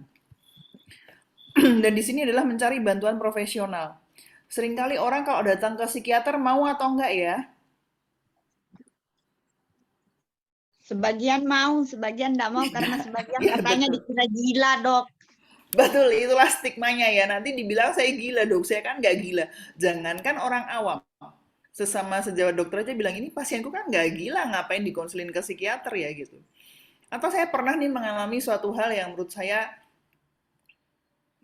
ini konsulnya kepada siapa ya? Saya dihubungi oleh Bangsal gitu dok, konsulnya kepada spesialis psikologi gitu. Oh ya gitu. Menurut saya seorang dokter aja dia nggak tahu loh ada spesialis kedokteran jiwa atau SPKJ gitu kan dia nulisnya spesialis psikologi. Terus akhirnya saya tanya, itu konsulnya mau ke psikolog atau ke psikiater ya? Terus dijawablah, dok konsulnya ke psikolog. Oh ya baik silahkan hubungi psikolognya gitu. Terus ada lagi nih jawaban lagi, dok maaf psikolognya nggak bisa datang nih ke rumah sakit, dokter harap segera datang gitu. Itu aja seorang yang tenaga kesehatan ya, yang sebaiknya dia tahu etika, normal atau bagaimana, tapi ya itu yang tetap dilakukan kan, seperti itu gitu loh. Jadi maksud saya mencari bantuan profesional ini juga kita membutuhkan sebuah effort ya atau usaha kan. Datang ke psikiater itu bukan berarti Anda apa? Gila, bukan gila, Dok. Nah, betul. Makanya ketika stigma-stigma di masyarakat ini, aduh nanti kalau minum obat tuh kayak gini, dok ini kan obat penenang, ini kan ini gitu. Akhirnya memang saya selalu mengajarkan bahwa coba dibaca lagi artinya ketergantungan apa ya, artinya kebutuhan itu apa. Apakah selama ini kamu minum obat karena ketergantungan? Kan bukan ya. Beda kan ya definisinya ketergantungan itu. Sedangkan kalau kita memang membutuhkan itu karena kita sebuah apa? Sebuah kebutuhan. Kenapa? Kenapa sih orang kok akhirnya Anda merasa komplain lah? Sekarang saya kalau nggak pakai kacamata gimana gitu kan? Ya memang nggak bisa melihat secara jelas, makanya memang saya membutuhkan kacamata untuk membantu supaya saya melihat lebih jelas. Itulah contoh-contoh yang sederhananya ya. Sehingga jangan malu atau jangan ragu untuk datang ke tenaga kesehatan profesional. Lalu selanjutnya adalah jangan merahasiakan bunuh diri gitu. Itu tadi kenapa ketika kita sudah ada ide-ide untuk bunuh diri, sebaiknya kita membicarakan dengan orang terdekat yang bisa kita percayai agar bisa mendapatkan bantuan atau pertolongan yang tepat. Dan di sini kita juga menjaga diri kita sendiri. Jadi bagaimana sih menjaga diri sendiri agar apa? Agar kita sendiri juga nyaman kan? Jadi nyaman nggak sih ketika Anda mendengarkan ada seseorang yang mengatakan dirinya ingin melakukan tindakan menyakiti dirinya sendiri atau mengakhiri hidupnya tuh nyaman nggak ketika kita mendengarkan ada seseorang mengatakan hal tersebut kepada kita? Tidak nyaman, Kalau Dok. saya nyaman, dokter. Tidak nyaman, Dok. Tidak nyaman, ya. Sehingga kita juga harus menjaga diri kita supaya kita tidak lelah, supaya kita tidak apa ya, aduh nih kok orang ngomongnya kayak gini ya gitu kan? Sering nggak kalau menemui kayak gitu terus kita berpikir nih kok orang mikirnya aneh-aneh atau pikiran nak bunuh diri gitu. Iya banyak dok. Kadang teman-teman ada yang cerita gitu. Macam keinginan.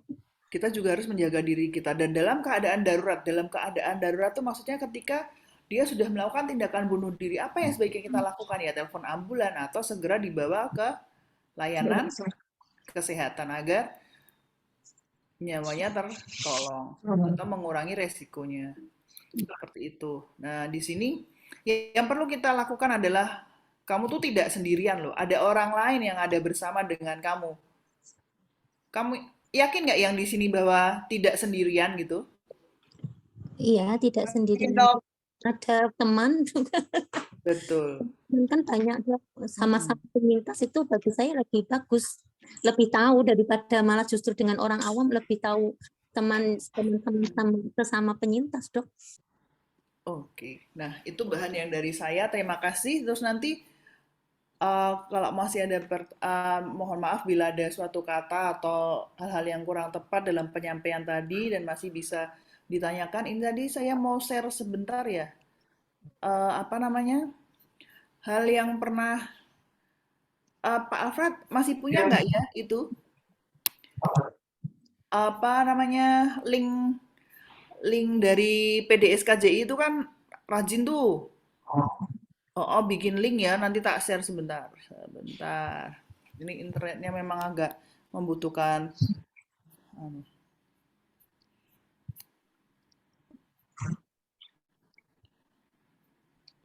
Jadi memang kita udah dapat mengakses ya, maksudnya berbagai informasi-informasi gitu tentang kesehatan, sehingga memang bisa kita apa ya, bisa kita akses lagi gitu.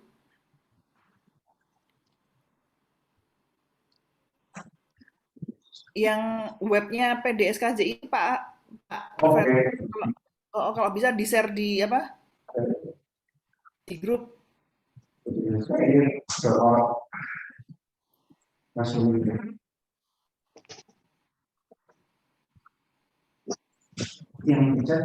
Jadi ada swaperiksa, jadi memang ada linknya yang apa? Yang kita bisa melihat nih, mendeteksi diri sendiri nih, oh saya udah termasuk dalam kategori depresi belum ya? Terus saya ini ada ide-ide atau keinginan untuk bunuh diri nggak kayak gitu?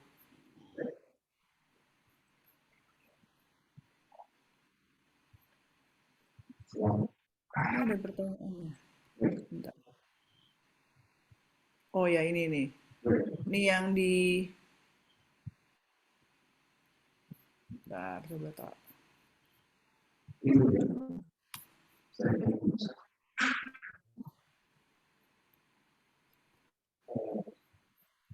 Saya kirim cek. Nanti kalau teman-teman ya ikut webinar bisa akses, saya kirim juga. Nanti akan dikirim ke grup dokter untuk linknya ya, supaya teman-teman Iya, itu bisa. menurut saya itu sangat membantu sekali tuh. Orang-orang kalau misalnya apa bisa menilai diri sendiri seperti itu. Maksud saya kan banyak yang bilang, dok kalau self diagnose itu kan bahaya ya. Tentunya kan ini dari PDSKJ itu perkumpulan dokter spesialis kedokteran jiwa diri, ada penelitian kan ya tentang alat yang sudah disiarkan ini adalah membantu kita untuk menilai diri kita sendiri. Nah, kalau kita dinilai dari alat itu, oh kita membutuhkan pertolongan profesional ya, segera datang ke layanan kesehatan seperti itu. Oh ini ada dokter ini ya, Ivan. Beberapa ada. Iya.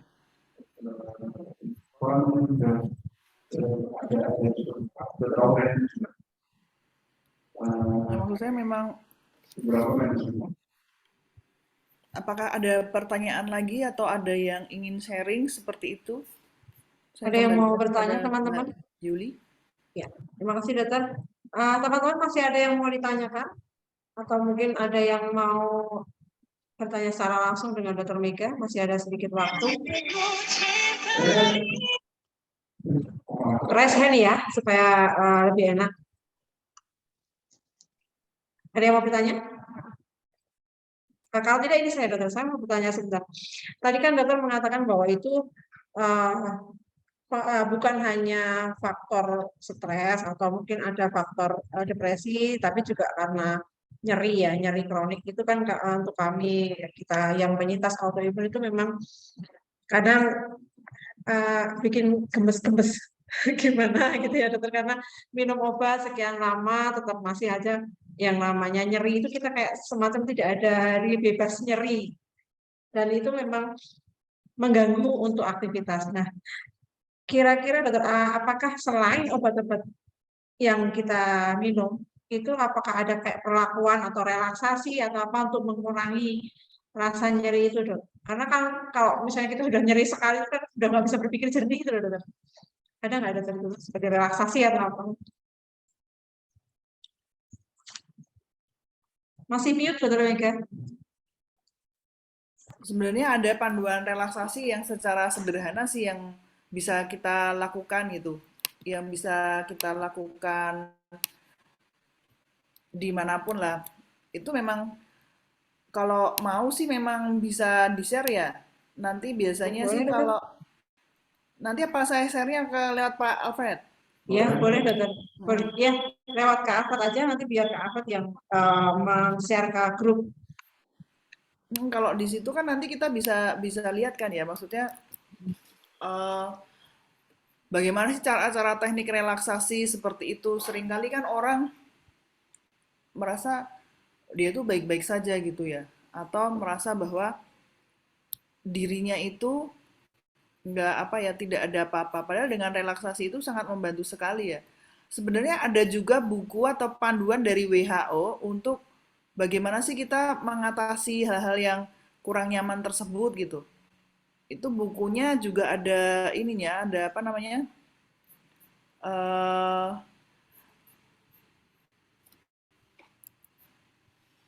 Apa namanya, Bu? Soft soft copy-nya ya? Ya. Nanti kalau kalau mau bisa saya kirimkan sih untuk soft copy-nya itu. Ya, boleh dokter. Sebenarnya tuh kalau saya tuh kalau buku-buku begitu kan saya inginnya ini ya, ingin apa? Nah, ini tadi link yang mau saya tampilkan di sini nih. Di PDSKJ itu sudah ada beberapa link ini kan. Ini bisa bisa diakses gitu. Ini bisa dicoba sih kalau mau, dan apa? Pak Alfred udah punya sih ya, nanti bisa di ini apa namanya itu? Udah di-share ini di chat ya. Udah di-share di grup. Ini ada Ini berarti pertanyaan sudah ada dokter, apakah aman obat dari dokter saraf dengan dokter psikiater lah? Kalau anjuran saya adalah setiap kita mau minum obat itu sebaiknya memang ada jedanya ya. Ada jeda itu maksud saya tuh, kalau di sini biasanya kalau minum obat semua dapat obat kita langsung diminum langsung ya, bareng gitu. tergantung ininya dokter, tergantung aturan minumnya dari farmasi ya. Kan ada yang harus dijeda, ada yang sebelum makan sudah makan, biasanya sudah ada petunjuknya dokter. Maksud saya gini kan, kalau biasanya kalau satu orang kan bisa nih ke 2 atau 3 dokter gitu. Biasanya kalau dapat obat misalnya pagi semua langsung diminum pagi gitu, bareng gitu. Maksudnya Iya dok. Biasanya begitu dok. Iya. Kadang nggak ada waktu lagi untuk minum ini dipisah-pisah, nanti takut lupa. Jadi iya memang itu ya kendalanya. Jadi kalau saran dari saya sih, saya misalnya pasien rawat inap pun selalu saya tulis tuh di, kita kan ada untuk apa evaluasi minum obat itu. Saya tulis tuh. Biasanya kalau saya ngasih obat tuh udah saya tulis nih. Biasanya kalau nanti di situ perawat ngasih obat pagi jam 6 berarti saya tulis ininya jam 8. Nanti malam jam 10 ya saya tulis jam 8 malam. Sehingga memang minum obat itu sebaiknya tidak langsung bersamaan semua, tetapi memang karena kan kita harus memperhitungkan interaksi obat. Gitu. Tapi memang kendalanya adalah jadi lupa ya, nanti lupa minum obat yang satunya gitu. Tetapi Iya. kalau sekarang kan ada ya tempat obat yang kita bisa beli di supermarket itu loh, yang banyak itu, yang kotak-kotak kecil-kecil gitu. Ada dok ya. Itu bisa membantu itu untuk meletakkan apa namanya, meletakkan obat di situ gitu maksud saya. Ya betul dok. Gimana? Sudah cukup membantu? Ada yang mau bertanya lagi atau ada yang mau bertanya langsung ke dokter Mika? Tadi ada pertanyaan dari Pak Kuyut, dokter sebelumnya sudah dokter jawab sih untuk apakah obat-obat ini akan diminum terus-menerus. Artinya apakah ketika sudah mulai membaik ada tapering down untuk obat-obat dari psikiater ini, dokter? Betul, jadi memang obat-obat dari psikiater itu biasanya kita evaluasi dulu ya dalam 3-4 bulan ada perbaikan nggak, lalu 6 bulan, dalam 6 bulan ada kekambuhan atau tidak, seperti itu. Kalau tidak, ya kita biasanya mulai mengurangi dosis dulu kan. Bagaimana caranya? Saya selalu mengajarkan pasien seperti itu. Jadi kita harus melihat kondisi terus. Kenapa pasien satu dengan yang lainnya kok bisa nih diagnosisnya sama, obatnya beda? Karena kita harus melihat dengan diagnosis yang sama, keluhannya sama atau tidak. Dia permasalahannya sama atau tidak, sehingga terapinya tentu berbeda kan kayak gitu ya. Dan nanti untuk tapering off-nya untuk masing-masing pasien itu berbeda, nggak bisa kita samakan satu individu dengan individu yang lain, karena ketika saya memberikan obat pada orang, biasanya saya jelaskan nih nanti efek samping yang tidak diinginkan pada 1 minggu pertama kali muncul minum obat adalah ini. Tiap orang adalah berbeda-beda, sehingga yang harus diperhatikan adalah pasien ini menilai nih, ketika saya minum obat responnya apa, kan seperti itu ya. Kan biasanya kalau kita minum obat, yang kita harapkan adalah hal untuk meminimalkan atau membuat orang tuh lebih nyaman. Tetapi ketika yang muncul adalah efek yang tidak diinginkan atau efek sampingnya, nah kita juga harus memberikan edukasi, dan itu biasanya saya sudah edukasi di awal pertemuan seperti itu. Baik dokter. Kemudian tadi dokter sudah mengatakan bahwa obat-obat yang diberikan itu fungsinya kan tidak hanya sebagai penenang ya dokter, karena di luar sana kan biasanya image-nya orang dengan obat-obat psikiater itu ngantuk, tidak bisa berkarya, kemudian yang ketergantungan dan sebagainya. Nah, pengaruhnya dengan yang tadi tidak bisa aktivitas tadi, dokter mungkin sarannya bisa komunikasi dengan psikiaternya ya dokter ya, untuk distribusi obatnya supaya tidak mengganggu aktivitas ya. Iya. Kalau makanya saya tanya nih, kamu minum obat ini ngantuk nggak gitu? Kalau ngantuk ya berarti minumnya malam kan kayak gitu ya. Karena tiap pasien itu sangat individual sekali, kita nggak bisa nih menyamakan pasien satu dengan yang lainnya seperti itu. Ya. Sehingga makanya saya selalu menjelaskan nih, kenapa saya kasih kamu antidepresan, kenapa saya ngasih kamu antipsikotik, kenapa kamu diberikan anti cemas kayak gitu. Sehingga kalau orang-orang taunya kan obat penenang gitu ya. Nah, ini juga sebuah kalimat atau pilihan kata yang kurang tepat ya, begitu. Ya, baik dokter. Ada yang mau bertanya lagi, teman-teman? Kalau tidak ada yang bertanya, mungkin bisa saya simpulkan ya dokter ya. Apa ya tadi? Udah lupa. Banyak sekali nih.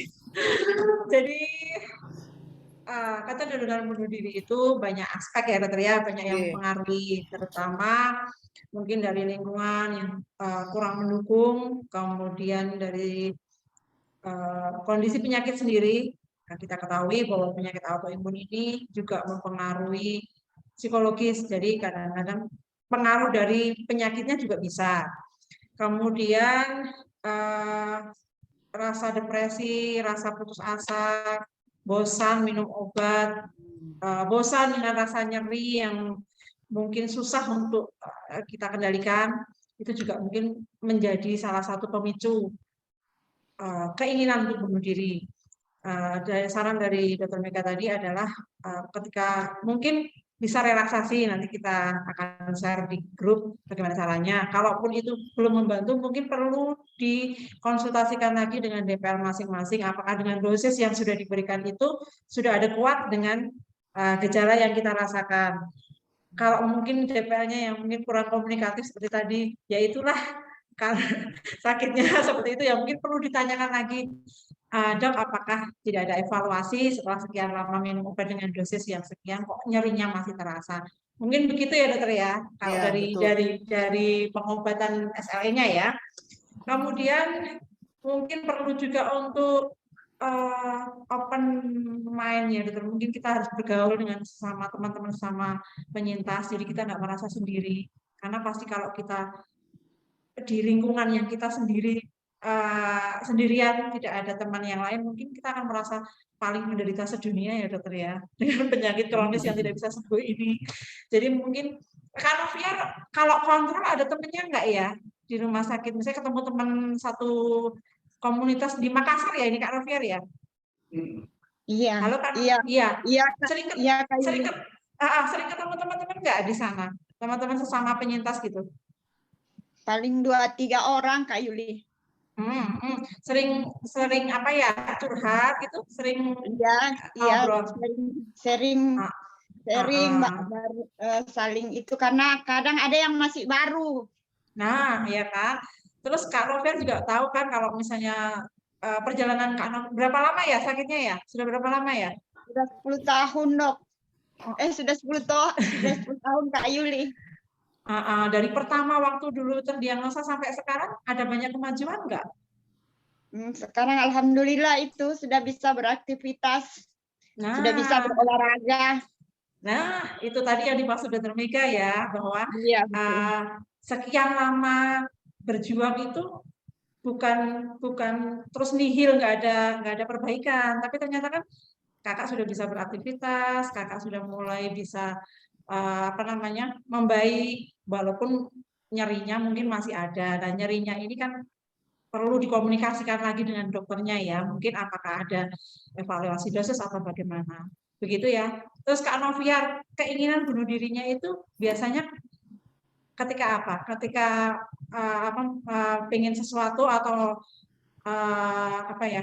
Kemudian timbul kemarahan terus yang tidak terkendali terus langsung bunuh diri atau bagaimana? Ketika ada kemarahan yang tidak bisa dikendalikan.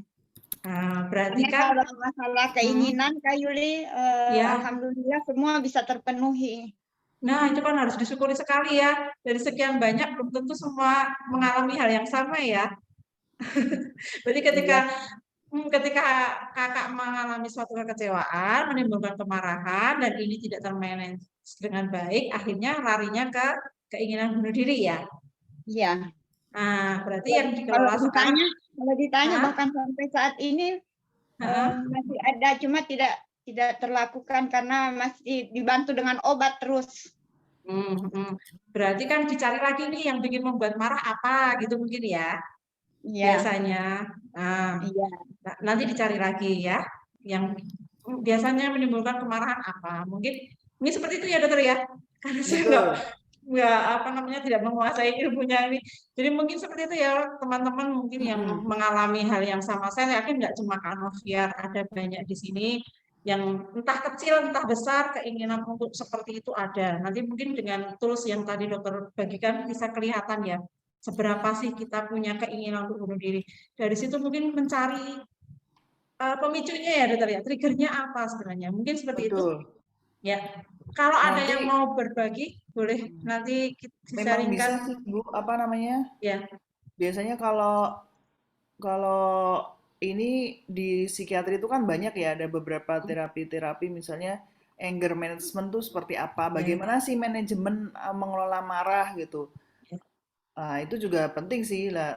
Tapi kan banyak orang yang bilang males ya ke psikiater itu ngomong-ngomong kok bayar gitu, padahal maksudnya kan itu yang sering kali gitu, maksudnya apa ya,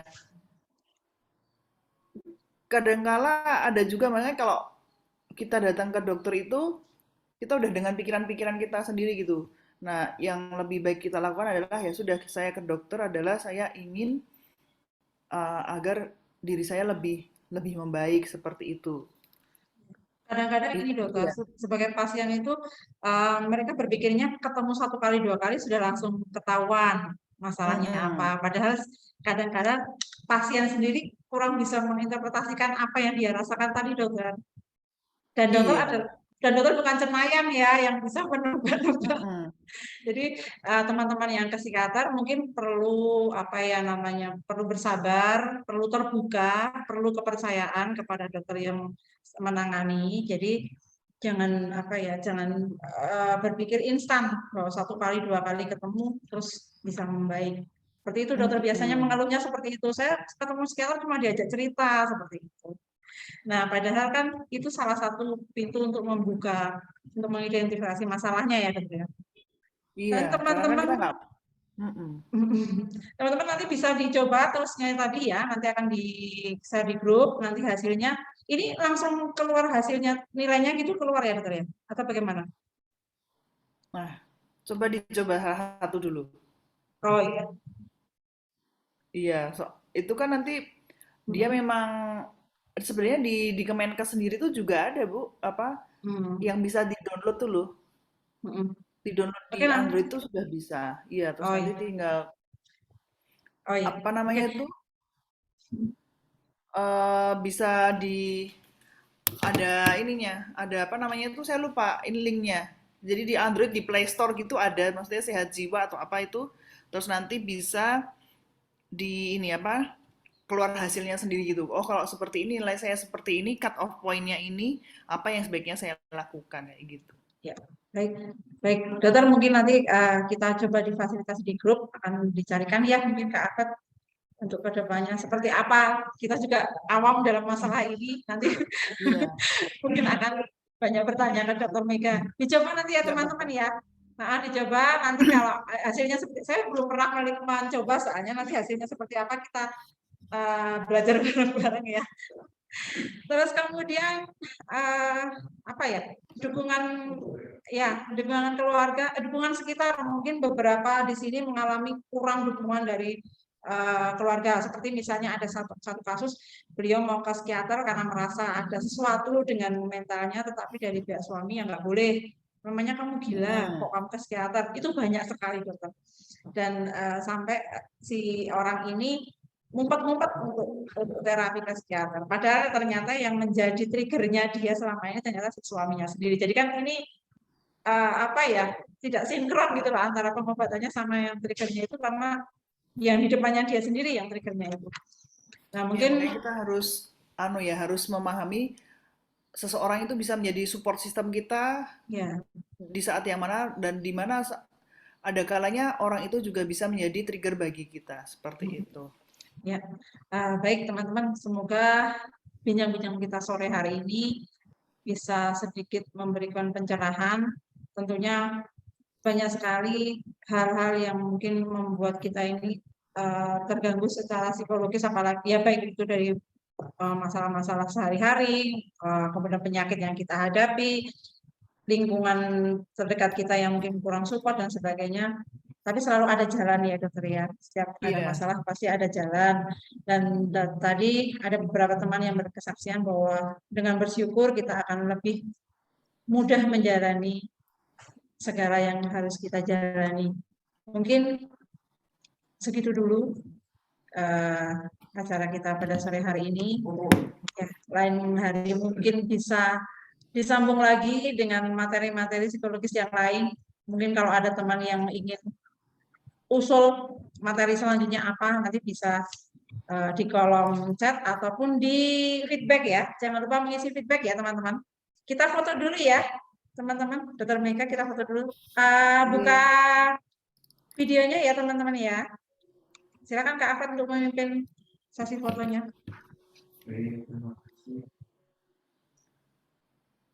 Mute, masih mute Kak Afat. Iya.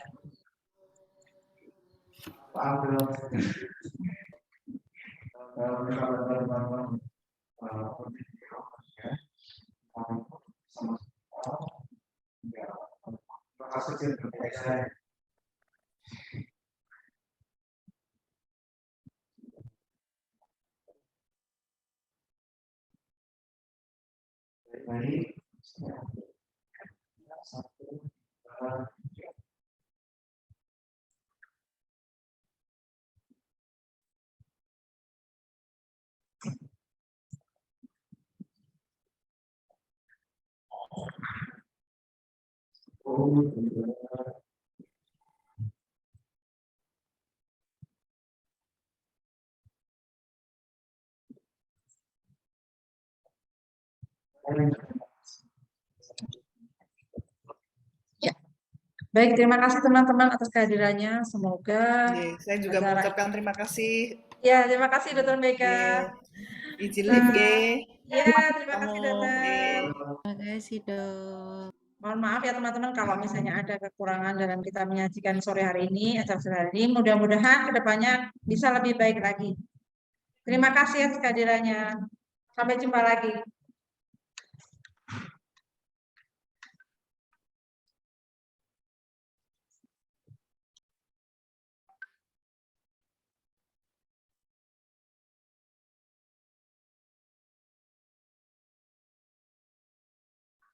Saya webinar ya.